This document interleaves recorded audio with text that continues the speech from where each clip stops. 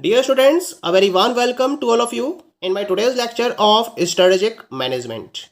In today's lecture, we will discuss upon the next technique of business environment analysis, and it is popularly known as the IFE and EFE matrices. तो यहाँ हम IFE यानी कि internal factor evaluation and EFE यानी कि external factor evaluation matrix के basis पर business environment को एनालाइज करने के बारे में डिस्कशन करेंगे। क्या मतलब है इंटरनल फैक्टर एवेल्यूशन का? It is a strategy tool used to evaluate firm's internal environment and to reveal its strength as well as weakness. यानी कि IFE मैट्रिक्स वो एक पर्टिकुलर स्ट्रेटजिक टूल है जिसके बेसिस पर फर्म के इंटरनल एनवायरनमेंट को इवेल्युएट किया जाता है और इसके बेसिस पर फर्म की स्ट्रेंथ और उसके साथ साथ उसकी वीकनेसेस को भी रिवील किया जाता है। जबकि एक्सटर्नल फैक्टर एवेल्यूशन मैट्रिक्स ये वो पर्टिकुलर स्ट्रेटजिक टूल है जो कंपनी की एक्सटर्नल एनवायरनमेंट को प्रॉपर्ली एग्जामिन करता है और जो अवेलेबल अपॉर्चुनिटीज़ हैं और थ्रेट्स हैं उनको प्रॉपर्ली आइडेंटिफाई करता है। अब हम समझ लेते हैं टूल किस तरीके से वर्कआउट करता है किसी भी पर्टिकुलर ऑर्गेनाइजेशन में। The internal and external factor evaluation matrices have been introduced by Fred R. David. इसका जो इंट्रोडक्शन दिया गया था इस पर्टिकुलर मैट्रिक्स का IFE और EFE का, इसको फ्रेड आर डेविड ने इंट्रोड्यूस किया था और इनके अकॉर्डिंग जो दोनों टूल्स हैं इनको कंपनी के एक्सटर्नल और इंटरनल एनवायरनमेंट एनालिसिस के बेसिस पर ऑब्टेन्ड इंफॉर्मेशन को समराइज करने में यूज किया जाता है। यानी कि कंपनी के एक्सटर्नल एनवायरनमेंट और इंटरनल एनवायरनमेंट के रिलेशन में आपने जो भी इंफॉर्मेशन गेन की है उसको प्रॉपरली समराइज करने के लिए हम इन दोनों ही मैट्रिक्स का प्रॉपरली यूटिलाइजेशन करते हैं। इसके बाद जो समराइज इंफॉर्मेशन है इसको प्रॉपरली इवेल्युएट किया जाता है और फर्दर पर्पस के लिए भी इसका यूज किया जा सकता है। जैसे अगर शॉर्ट एनालिसिस को बिल्डअप करना है या कोई भी अदर पर्टिकुलर फर्दर पर्पस को कंप्लीट करना है तो उसमें भी हम इन पर्टिकुलर मैट्रिसेस का यूज करते हैं। अब क्योंकि दोनों ही जो मैट्रिसेस हैं वो नियरली आइडेंटिकल हैं तो यहाँ हम इसको केवल EFE मैट्रिक्स के बेसिस पर डिस्कस करेंगे और इसके लिए मैंने यहाँ पर एक EFE एग्जाम्पल को भी रिप्रेजेंट किया है। तो यहाँ मैंने आपके सामने EFE मैट्रिक्स को प्रॉपर्ली रिप्रेजेंट कर रखा है।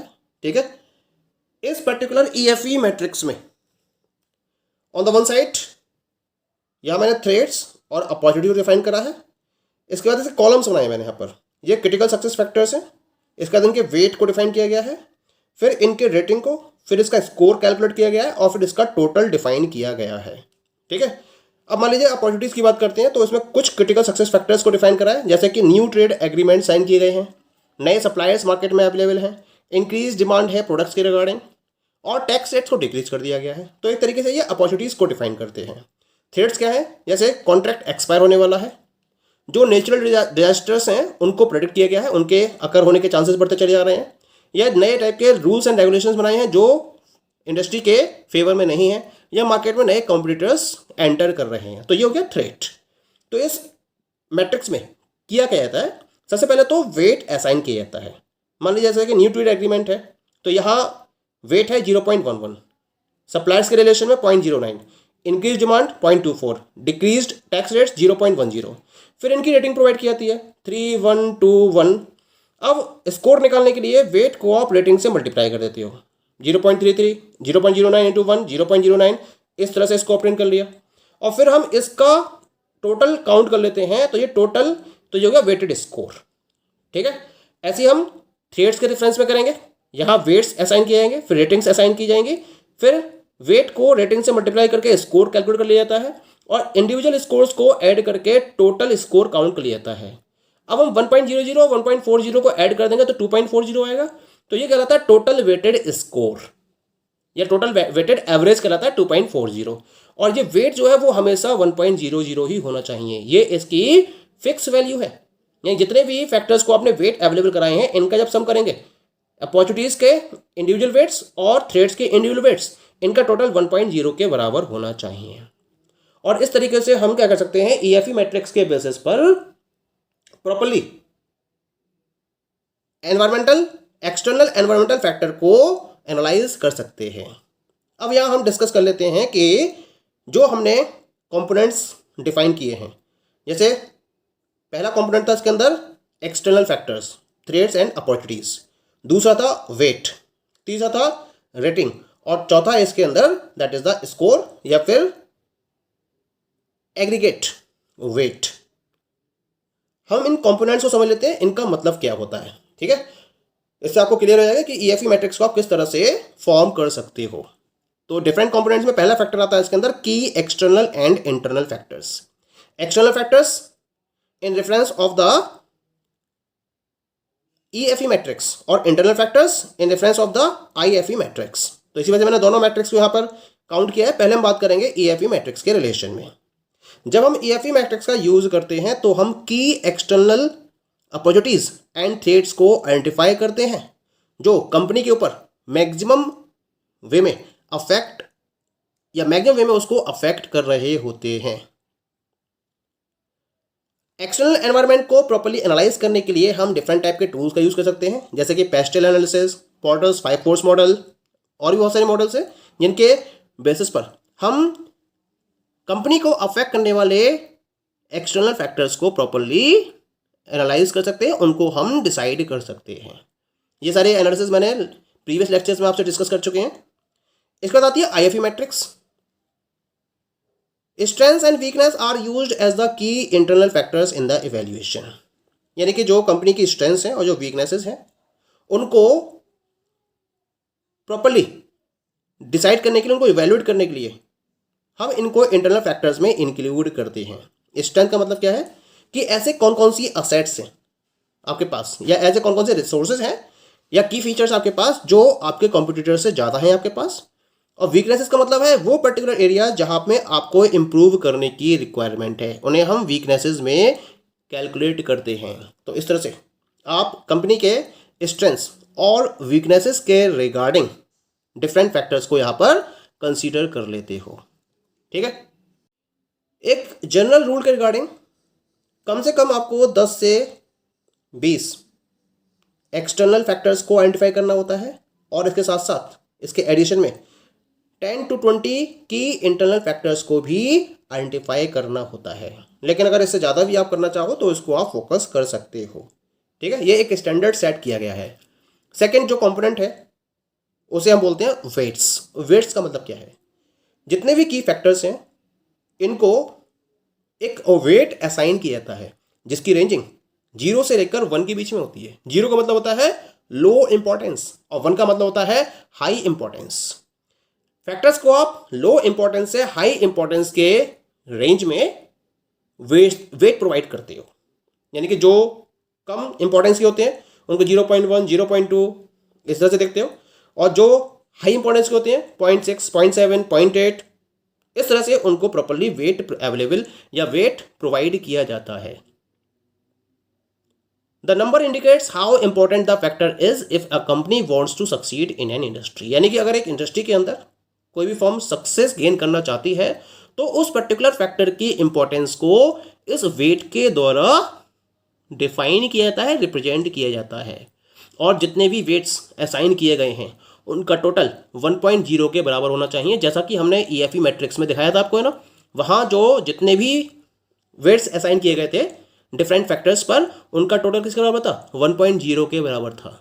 और किसी भी सेपरेट फैक्टर को बहुत ज़्यादा एम्फेसिस नहीं दी जानी चाहिए, यानी कि उसे 0.30 या उससे ज़्यादा वेट असाइन नहीं किया जाना चाहिए। ऐसा क्यों है, क्योंकि इंडस्ट्री के अंदर जो किसी भी फर्म की सक्सेस है वो एक या कुछ फैक्टर्स के बेसिस पर डिटरमाइन नहीं की जा सकती है। बहुत सारे फैक्टर्स इसमें इंपॉर्टेंट रोल प्ले करते हैं। इसी वजह से आपको किसी भी एक पर्टिकुलर फैक्टर को बहुत ज़्यादा एम्फेसिस नहीं करना है। वेट क्लियर हो गया। वेट के बाद हम अगली बात करते हैं रेटिंग्स की। रेटिंग्स क्योंकि दोनों मैट्रिक्स अलग पॉइंट ऑफ व्यू को डिफाइन करती हैं, तो रेटिंग भी दोनों मैट्रिक्स में अलग वे में डिफाइन की जाती है। कॉन्सेप्ट सेम रहता है, लेकिन ईएफई मैट्रिक्स में क्या मतलब है, The ratings in external metrics refers to how effectively company's current strategy responds to the opportunities and threats. यानी कि जो कंपनी की करंट स्ट्रेटजीज हैं वो किस तरीके से अपॉर्चुनिटीज और थ्रेट्स के रेफरेंस में रिस्पॉन्स दे रही हैं, कितना इफेक्टिवली रिस्पॉन्स दे रही हैं, इसको हम रेटिंग के बेसिस पर डिसाइड करते हैं, रेटिंग के बेसिस पर इसको डिफाइन करते हैं। और ये नंबरिंग है, ये रेंजिंग, इसकी रेंज रहती है फ्रॉम 4 to 1। 4 का मतलब होता है सुपीरियर रिस्पॉन्स, 3 का मतलब होता है एबव एवरेज रिस्पॉन्स, 2 का मतलब होता है एवरेज रिस्पॉन्स और 1 का मतलब होता है पुअर रिस्पॉन्स।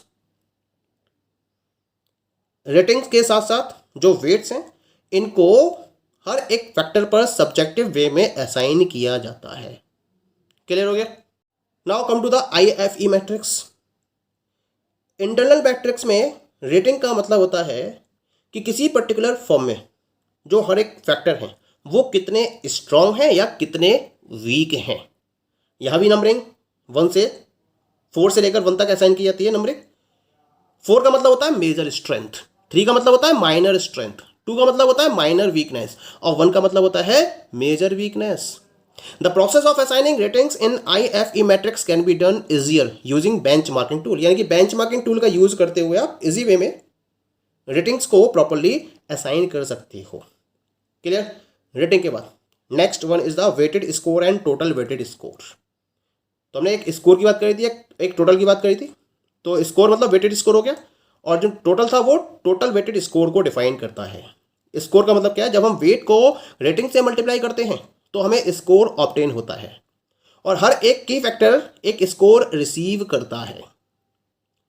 जबकि जो टोटल वेटेड स्कोर होता है वो जो इंडिविजुअल वेटेड स्कोर्स हैं इनके टोटल को डिफाइन करता है और जो फर्म का टोटल वेटेड स्कोर है वो दोनों ही मैट्रिसेस में 1 to 4 के बीच में लाई करता है। और अगर टोटल स्कोर 2.5 है तो ये एक एवरेज स्कोर को डिफाइन कर रहा है।